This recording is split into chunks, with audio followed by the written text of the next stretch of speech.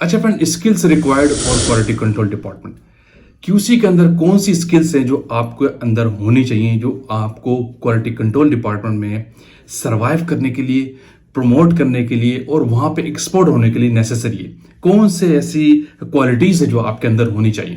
तो बहुत से लोग ऐसे होंगे जो इस चीज़ की केयर नहीं करें। मैं उनसे कहूँगा कि आपको ये चीज़ें अपने अंदर लानी होंगी अगर आप क्वालिटी कंट्रोल डिपार्टमेंट में प्रमोट होना चाहते हैं और वहाँ पे एक्सपर्ट होना चाहते हैं, क्वालिटी कंट्रोल डिपार्टमेंट की आप नीड बनना चाहते हैं। ठीक है, और ये क्वालिटीज़ मैं आपको बता रहा हूँ कि एनालिस्ट के लेवल की हैं, जो एचपीएलसी चलाता है 3 साल एक्सपीरियंस पे, 5 साल एक्सपीरियंस पे, जो टेस्टिंग में इन्वॉल्व है, ये वो क्वालिटीज़ है। ठीक है, फिर अगर आप इंचार्ज है, मैनेजर हैं, तो फिर उसकी स्किल्स रिक्वायरमेंट कुछ और होती हैं। लेकिन मैं बात करूंगा जो लोग 5 साल के एक्सपीरियंस में क्वालिटी कंट्रोल डिपार्टमेंट टेस्टिंग में इन्वॉल्व है, उनमें कौन सी ऐसी क्वालिटीज़ है जिसको आपने अडॉप्ट करना है, उनको अपने अंदर ये चीज़ें रखनी होंगी अपने करियर ग्रोथ के लिए। तो वीडियो आपने एंड तक देखनी ताकि आपको कंसेप्ट मिलेगा कि क्यूसी में बेसिकली काम कैसे करते हैं। फ्रेंड्स, अब मैं आपको बताता हूँ कि बेसिकली वो पॉइंट्स क्या है कि आपको कौन सी स्किल्स रिक्वायर्ड होती है क्यूसी में काम करने के लिए। मैं 2-3 एंगल से बात करूंगी। एक होगी टेक्निकल स्किल्स, दूसरी होंगी सॉफ्ट स्किल्स, तीसरी होगा साइंटिफिक बैकग्राउंड। किस तरह के इसके अंदर जो बहुत सारे पॉइंट्स है, अब मैं वो आपको एक एक करके बताऊंगा ताकि आपको पता चले कि बेसिकली क्वालिटी में सर्वाइवल, क्वालिटी में प्रमोशंस, क्वालिटी में इंक्रीमेंट कैसे मिलते हैं, क्वालिटी में आप एक्सपर्ट कैसे होते हैं, वो स्किल्स आपको सीखनी है। नंबर 1 पे आपको बता रहा हूं कि वर्क एक्यूरेसी। अगर आप क्यूसी में काम करते हैं, मैं बार बार फोकस करता हूं कि आपकी टेस्टिंग वाले काम में आपके जो ऑपरेशन है क्यूसी के अंदर, उसमें आपकी एक्यूरेसी होनी चाहिए। रिपीट वाला फेनोमेना नहीं होना चाहिए।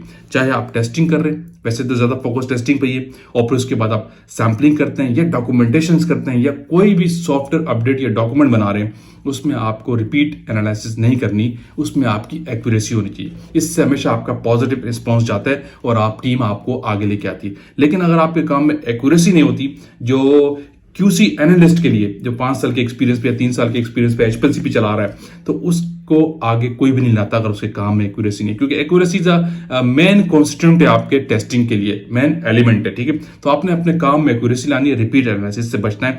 ये स्किल आपके अंदर है तो आप जल्दी ग्रो कर जाएंगे। फिर दूसरी बड़ी इंपॉर्टेंट चीज है, इससे ज्यादा इंपॉर्टेंट चीज है वो टाइम मैनेजमेंट।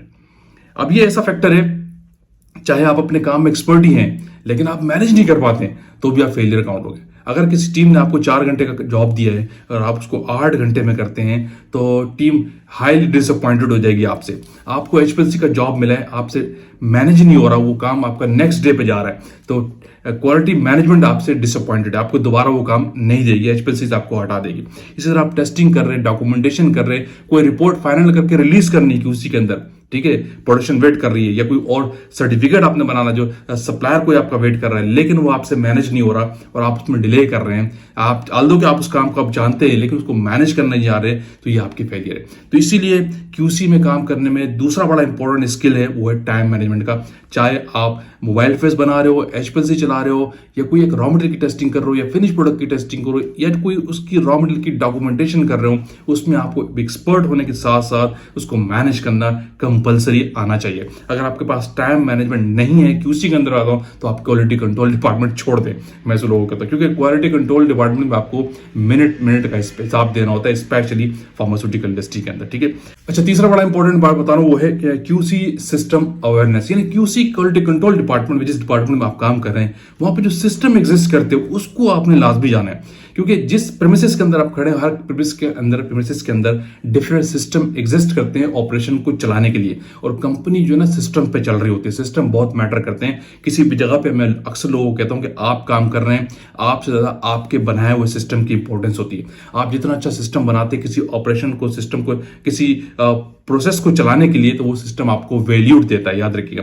तो आपने समझना है कि आपकी क्वालिटी कंट्रोल डिपार्टमेंट में कौन कौन से सिस्टम एग्जिस्ट करते हैं। फॉर एग्जांपल कि आप लोगों के यहाँ सैंपल करने का क्राइटेरिया एज पर जीएमपी तो है ही है, लेकिन वहां पे लोग किस तरीके से करते हैं, क्योंकि हर कंपनी के अंदर फैसिलिटीज डिफरेंट होती है। तो ठीक है, आप उन फैसिलिटीज के थ्रू वो सिस्टम थोड़ा सा चेंज हो जाता है। जीएमपी से तो लोग कोई नहीं हटता, लेकिन हम उसके तहत सिस्टम वहां पे बने होते हैं। अवेयरनेस कॉलम की 2 है, आपकी कंपनी के अंदर 1 है, और सी कंपनी में 10 होते हैं, तो आपको उस लिहाज से लोग सिस्टम बना के मैनेज कर रहे होते हैं चीजों को। तो ये चीज आपने जाननी होती है। सैंपल आगे कहाँ रखा जाता है, कहाँ एंट्री होती है, किस जगह रिलीज करने का जो प्रोसेस है, पूरा प्रोसीजर है, चाहे वो रॉ मटेरियल हो या फिनिश हो, उसको आपने, उस सिस्टम को आपने समझना है, क्योंकि हर कंपनी के अंदर रिलीज करने का प्रोसेस डिफरेंट हो सकता है। तो इसीलिए जो कंपनी के अंदर डिफरेंट सिस्टम एग्जिस्ट करते हैं, उनमें आपने स्किल्स कमांड सबसे पहले हासिल कर लेनी है, ठीक है। तो ये आपको वहां पे एक्सपर्ट बना देगी।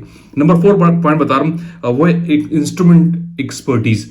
जितने भी लेबोरेटरी के अंदर इंस्ट्रूमेंट यूज हो रहे हैं, आपको उन पे कमांड नेसेसरी है। अगर आप चाहते हैं कि एचपीएलसी चला रहे हैं, आपको रेजोल्यूशन ऑपरेटर चलाना नहीं आता, या आपको स्पेक्ट्रोफोटोमीटर का सॉफ्टवेयर नहीं आता, या आपको कालफिशर चलाना नहीं आ रहा, या आपको एटॉमिक एब्जॉर्प्शन का सॉफ्टवेयर नहीं आ रहा, तो आप थोड़ा बैकग्राउंड पर पीछे पीछे रहेंगे।